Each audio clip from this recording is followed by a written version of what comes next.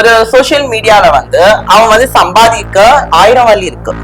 எப்படி வேணா நம்ம சம்பாதிக்கலாம். அதுக்குன்ட்டு ஒரு கடவுள் பேரை வச்சு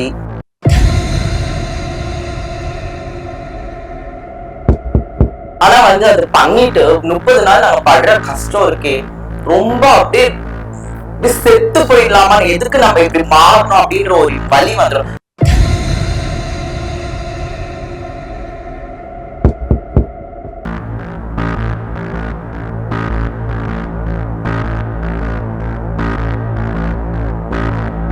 ஏன்னா அவங்க வந்து அப்போத்துல இருந்தே சாமி சாமின்னு இருக்கவங்க, சரிங்களா? அவங்க அங்காளம்மனை கும்பிடுறவங்க, அவங்க அப்போத்துல இருந்தே வந்து சாமி சாமின்னு இருக்கிறவங்க. இவன் இப்ப வந்துட்டு அகோரி இப்படி இப்படின்னு சொல்லிட்டு இருந்தா அவங்களுக்கு கோவம் வருமா வராதா? அதுவும் சாமிகளை பத்தி தப்பா பேச எல்லாம் நாங்க திருநங்கைகள், நாங்க சாமியை மட்டும்தான் கடவுளா வேண்டுறோம். அவங்கதான் எங்களுக்கு எல்லாமே. ஏன்னா வந்து நாங்க இத சர்ஜரி பண்ணது முதல் கொண்டு ஒரு சாமி படத்தை வச்சுதான் நாங்க எல்லாமே பண்ணுவோம். ஆனா சாமி எங்களுக்கு முக்கியம். அத பத்தி அவன் தப்பா பேசினா கண்டிப்பா அவங்க இது பண்ணதான் செய்வாங்க. மிரட்டல் அப்படின்லாம் கிடையாது. அவன் பொய் சொல்றான். அவனும் தான் நிறைய சோசியல் மீடியா அவங்க ஒய்ஃபை வச்சு நிறைய பேசியிருக்கான். அவங்க ஒய்ஃப் வந்து எங்களை மாதிரியே கையெல்லாம் அடிச்சு ஒரு மாதிரி எங்களை இழிவுபடுத்தி பேசியிருக்கா. ஓகேங்களா? அதெல்லாம் தப்புதான். ஓகே, இப்போ நீங்க அவரை பத்தி நிறைய பேசுனீங்க, ஆக்ரோஷமா ஒரு டீமே பேசுனீங்கன்னு உங்களுக்கு ஏதாவது மிரட்டல்கள் அந்த மாதிரி? ஐயோ, எனக்கு சத்தியமா வரல. நான் வைரலா தான் இருக்கேன் தவிர சத்தியமா எனக்கு மிரட்டல்லாம் அவன் சைட்ல இருந்து எனக்கு வரவே இல்லை. வைரலா ஆயிட்டு நிறைய பேர் எனக்கு அந்த வீடியோஸ்ல எங்கெங்க இருந்தும் மலேசியால இருந்து எங்கெங்கயோ இருந்து எடுத்து அமிச்சாங்க அந்த வீடியோஸ். ஒரே நாள்ல வைரலா போச்சு அந்த வீடியோ. இப்ப கலையரசனுக்கு சக்தி இருக்குன்னு நினைக்கிறீங்களா? இல்ல எதை வச்சு இல்லன்னு சொல்றீங்க? இல்ல, சக்தி இல்ல அவனுக்கு. எப்படி அவனுக்கு சக்தி இருக்கும்? அவன் வந்து ஃபர்ஸ்ட் அவன் முடிய வந்து ஒரிஜினலா வளர்ந்ததுன்னா, அதுக்கப்புறம் இன்னொரு இன்டர்வியூல பண்ணா இன்னொரு அகோரியில இருந்து அவன் ஜடையை எடுத்து நான் தைச்சுக்கணும் அப்படின்ற, எப்படி இது சாத்தியமாகுமா? ஜடைய விட்டுறீங்களா? ஜடை வந்து வளர்றதுக்கு பல வருஷங்கள் ஆகும். ஓகே, அவர் இப்ப இருக்கிற சிச்சுவேஷன்ல அவரால் மாந்திரிகம் சக்திகள்லாம் இருக்கு நம்புறீங்களா? இல்ல, நான் நம்ப மாட்டேன். சப்போஸ் உங்களை ஏதாவது இப்ப நீங்க பேசுனீங்க, அவ்வளவு பேசுனீங்க, உங்களை ஏதாவது வசியம் பண்ணி ஏதாவது அப்படியெல்லாம் இல்ல. கடவுள் இருக்கா, ஸ்பிரிச்சுவல். நான் எப்பவுமே கடவுள் நம்புவேன். அவங்க வசியம் பண்ணி எனக்கு நான் கெட்டது செஞ்சாதானே எனக்கு அது கெட்டதா போகும். நான் கெட்டது செய்யல. அது வந்து கடவுள் வசியம் அப்படின்லாம் எனக்கு அதெல்லாம் எனக்கு ஒரு நம்பிக்கை இல்லை. கடவுள் இருக்காரு, அவ்வளவுதான்.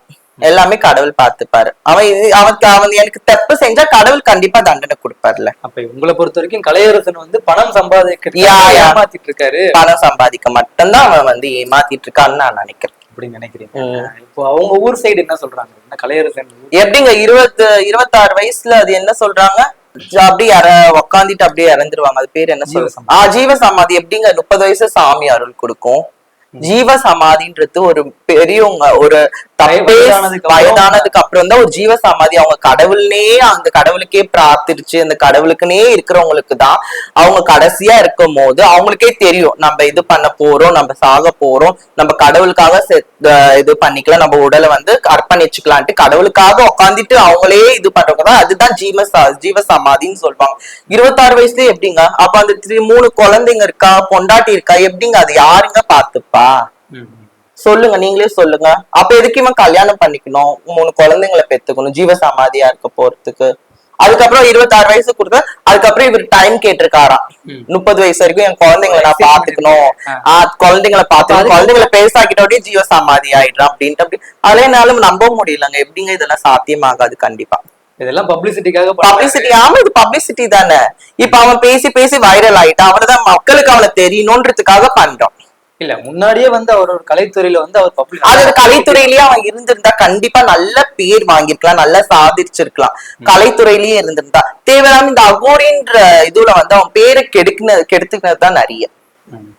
என்னோட கருத்து என்னன்னா, நான் அவரோட வீட்டுக்கும் போயிருக்கேன், ஓகே, பேசியிருக்கேன், பழகிருக்கேன், நிறைய அவார்ட்ஸ் வாங்கியிருக்காரு. கிட்டத்தட்ட ஒரு 65 டாக்டர் பட்டமும் சொல்லிருக்காங்க. அவர் ஆபீஸ் பண்ணல சுத்தி ஃபுல்லா அவார்ட்ஸ் இருக்கும்.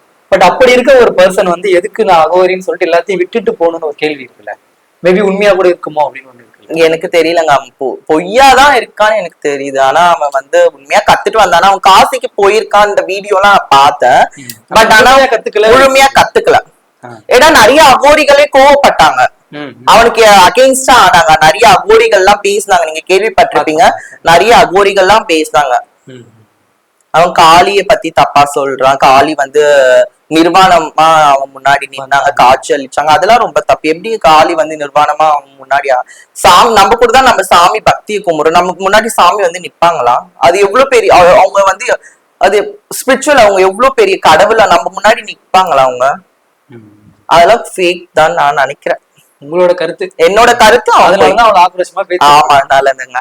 கையில அவர் கிடைச்சா என்ன பண்ணுவீங்க? அதெல்லாம் நான் கையில கிடைச்சா நான்லாம் எதுவும் சொல்ல மாட்டேன். எனக்கு அந்த வீடியோ பண்ணி எனக்கு எந்த அகெயின்ஸ்டும் இன்னும் வரல. நான் வைரலா தான், எனக்கு ரொம்ப சந்தோஷமா இருக்கு. மத்தபடி எந்த பேட் கமெண்ட்ஸ் இல்ல அந்த மாதிரில யாருமே பண்ணல. ஓகே, உங்களுக்குள்ள காதல் ஏதாவது கண்டிப்பா கிராஷ் ஆயிருக்கு? இந்த மாதிரி காதல் இருக்கு, இன்னமும் இருக்கு எனக்கு. அடேங்கப்பா, அத பத்தி கொஞ்சம் பேசலாம். எங்க லவ் எப்படின்னா, நாங்க வந்து நான் கிளப்பிங் எல்லாம் போவேன். ஓகேங்களா, கிளப்பிங் எல்லாம் போவோம், பார்ட்டிஸ் எல்லாம் போவோம். பார்ட்டியில தான் மீட் பண்ணது அவங்கள. நான் பார்ட்டியில தான் மீட் பண்ணேன்.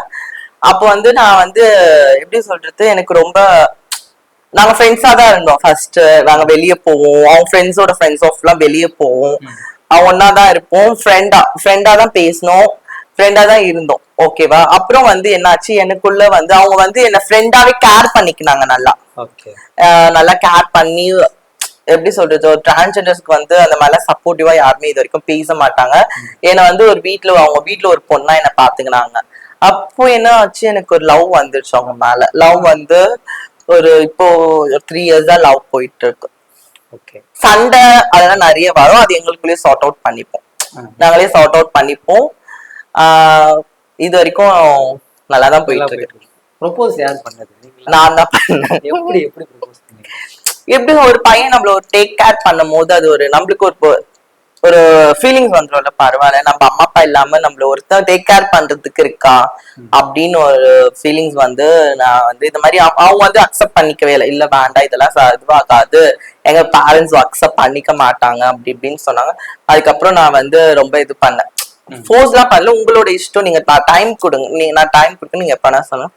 அப்புறம் அவங்களுக்கே அதே ஃப்ரெண்டா தான் பேசிட்டு இருந்தா அப்படியே உடனே அப்படியே கேர் பண்ணிடலாம். புரியல? அவங்க ஃபேமிலில எல்லாம் ஏத்துக்கலங்க. எப்படிங்க ஏத்துப்பாங்க? இருக்கிற வரைக்கும் உண்மையா இருக்கிற வரைக்கும் ஒன்னா இருந்து இது பண்ணிக்க. அதுக்கப்புறம் அவங்களுக்குன்னு ஒரு லைஃப் இருக்குல்ல, நாங்களே வாழ்ந்துட முடியாது. அவங்களுக்குன்னு ஒரு லைஃப் இருக்கு, ஒரு கல்யாணம், அவங்க வீட்டுல அவங்க அம்மா கல்யாணம் பண்ணி வைப்பாங்க. அந்த பொண்ணுக்கு கூட அவங்க இருக்கணும்ல. இருக்கிற வரைக்கும் நம்ம டிரான்ஸ்ஜெண்டர் லைஃப் பொறுத்த வரைக்கும் யாருமே யாருக்கும் நிரந்தரம் கிடையாது. எனக்கு நான் மட்டும்தான், அவங்களுக்கு அவங்க மட்டும்தான். ஏன்னா டிரான்ஸ்ஜெண்டர் லைஃப் பொறுத்த வரைக்கும் அப்படிதான், யாருமே நம்மளுக்கு கூட கடைசியா யாருமே வரமாட்டாங்க. ஓகே, இப்போ வந்து இன்னமும் வந்து நம்ம உடம்புல ஏதோ ஒரு மாற்றம் இருக்கு, நம்ம பெண்ணா வந்து உணரணும், ஆனா வீட்டுல எப்படி சொல்றதுன்னு பயந்துட்டு இருப்பாங்க. அவங்களுக்கு ஏதாவது சொல்லுங்க. கண்டிப்பா இப்ப வர ஜெனரேஷன் டிரான்ஸ்க்கு நான் ஒண்ணே சொல்ல வேண்டியது, பேரண்ட்ஸ் சப்போர்ட் இல்லாம யாருமே வெளியே வந்து தவிக்காதீங்க. ஏன்னா நாங்க வந்து நாங்க கஷ்டப்பட்டிருக்கோம். பேரண்ட்ஸ் சப்போர்ட் இல்லாம வந்து தவிச்சது எல்லாமே. இப்ப வர திருநங்கைகள் வந்து உங்க பேரண்ட்ஸ் கிட்ட வந்து நீங்க சொல்லுங்க, இந்த மாதிரிமா அந்த மாதிரிமான்னு சொல்லுங்க, கண்டிப்பா ஏத்துக்க தயாரா இருப்பாங்க. தயவு செஞ்சு பேரண்ட்ஸ் சப்போர்ட் இல்லாம வெளியே வந்துடாதீங்க. ஏன்னா அவங்க அக்செப்டன்ஸ் தான் நம்மளுக்கு மெயின் இம்பார்ட்டன்ட். இப்ப என்னோட பேரண்ட்ஸ் அக்செப்ட் பண்ணிட்டாங்க, நான் நல்லா இருக்கேன். அது மாதிரி நீங்க வரதுக்கு முன்னாடி உங்க பேரண்ட்ஸ் வந்து அக்செப்டன்ஸோட நீங்க வெளியே வந்தா உங்களுக்கு நல்லதுன்னு நான் சொல்றேன். சூப்பர். இன்னொரு முக்கியமான கேள்வி, இப்ப எல்லாருக்குமே இந்திய குடிமகன் ஒரு ஆதாரம் அப்படின்னா வந்து கண்டிப்பா நீங்க வந்து இதற்கு ஓட்டு போட்டிருக்கீங்க. ஏன் நான் நிறைய 3 years நான் ஓட்டு போட்டுருக்கேன். ஓட்டு போடுறது என்னோட உரிமை இல்ல, நல்ல தலைவரை தேர்ந்தெடுக்கிறது நம்ம மக்களோட உரிமை, ரைட்?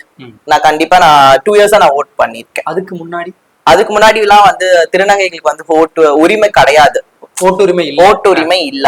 இப்போ வந்து இதுல எங்களுக்கு ஓட்டுரிமை எல்லாமே இருக்கு. இப்ப தேர்தல் வரப்போது எந்த நல்ல தலைவர் தேர்ந்தெடுக்கிறதுக்கு நாங்க கண்டிப்பா உரிமை இருக்கு எங்களுக்கு. இந்த ஓட்டுரிமை எப்படி பாக்குறீங்க? முன்னாடி ஓட்டுரிமை இல்ல, இப்ப கொண்டு வந்திருக்காங்க, அது எப்படி ஃபீல் பண்றீங்க? ரொம்ப ப்ரௌடா இருக்கு. நம்ம ஒரு தலைவரை தேர்ந்தெடுக்கிறோமே, நம்ம ஒரு லீடரை, நம்ம இந்த தமிழ்நாட்டுக்கு நம்ம ஒரு லீடரை தேர்ந்தெடுக்கும் போது ஒரு மக்களால ஒரு தீர்ப்பு கிடைக்கும் போது நம்மளுக்கு ஹாப்பியா தானே, நம்ம தேர்ந்தெடுத்திருக்கோம், நம்ம ஓட் பண்ணிருக்கோம் அப்படின்னு ஒரு பேர் நம்ம இது பண்ணிப்போலாம் இருக்கு. சூப்பர். இது வரைக்கும் உங்களை ரொம்ப ஹெல்ப் பண்ண ஒருத்தருக்கோம், ரொம்ப கஷ்டப்படுத்திருப்பாங்கல்ல, அவங்களுக்கு ஏதாவது சொல்லணுமா? இப்ப நீங்க வந்து மிஸ் சென்னையா வந்துட்டீங்க, மாடலிங் ஃபீல்ட்ல இருக்கீங்க, இந்த அளவுக்கு வளர்ந்து வந்திருக்கீங்க. பட் ஆனா என்ன ஒர்க் பண்ணவங்க வந்து அவங்க நல்லா இருக்கட்டும், நான் கஷ்டப்படுத்தி அவங்க சந்தோஷமா இருக்காங்கன்னா எனக்கு ஹாப்பி தான். நான் கஷ்டப்பட்டு ஹர்ட் பண்ணி அவங்க ஹாப்பியா இருந்தா எனக்கு ஹாப்பி தான். அதை பத்தி நான் யாருமே நான் அவங்க ஹர்ட் பண்ண அவங்களுக்கு சொல்லணும்னு எந்த அவசியமும் இல்லை. அது அவங்களுக்கே கொஞ்சம் நாள்ல புரியும். சூப்பர், நல்ல விஷயம். உங்களை சப்போர்ட் பண்ணவங்க இருப்பாங்களா ஆரம்பத்துல இருந்து? அவங்களுக்கு ஏதாவது நீங்க சொல்லுங்க. என்ன சப்போர்ட் பண்ணவங்க வந்து என்னோட மம்மி, என் கூட இருக்க டிரான்ஸ் மம்மி, அவங்க பேர் சுஷ்மா மம்மி. அவங்க எனக்கு நிறைய சப்போர்ட்டிவா இருந்திருக்காங்க. நான் எவ்வளவு தப்பு பண்ணுவேன், அடங்க மாட்டேன். ஆனா கூட அவங்க என்னை இது வரைக்கும் என்னை விட்டு கொடுக்காம, ஒரு இடத்துல கூட என்னை விட்டு கொடுக்காம ஒரு பொண்ணா, சொந்த பொண்ணா என்ன பாத்துக்கிறாங்க. அவங்களுக்கு ரொம்ப நான் தேங்க்ஸ் சொல்ல கடமைப்பட்டிருக்கேன். ரொம்ப நன்றி. சூப்பர். உங்களோட பிஸியான ஷெட்யூல் வந்து நம்ம ஆரம்ப டைம் வந்து அழகா ஒரு இன்டர்வியூ கொடுத்ததுக்கு ரொம்ப ரொம்ப நன்றி. கண்டிப்பா கண்டிப்பா. இப்ப விழுப்புரம் வருது திருநங்கைகள் ஃபெஸ்டிவல். ஓ சரி சரி. கண்டிப்பா நீங்க வாங்க. நிறைய திருநங்கைகள் வெளிநாட்டுல இருந்து வெளியூர்ல இருந்தெல்லாம் உங்களுக்கு ஒரு இதுவா இருக்கும். கண்டிப்பா கண்டிப்பா நான் வரேன். ஓகே, ரொம்ப அழகான ஒரு இன்டர்வியூ வந்து பார்த்தோம் நினைக்கிறோம். அடுத்த ஒரு இன்டர்வியூல உங்களை மீட் பண்றேன். Tata bye by.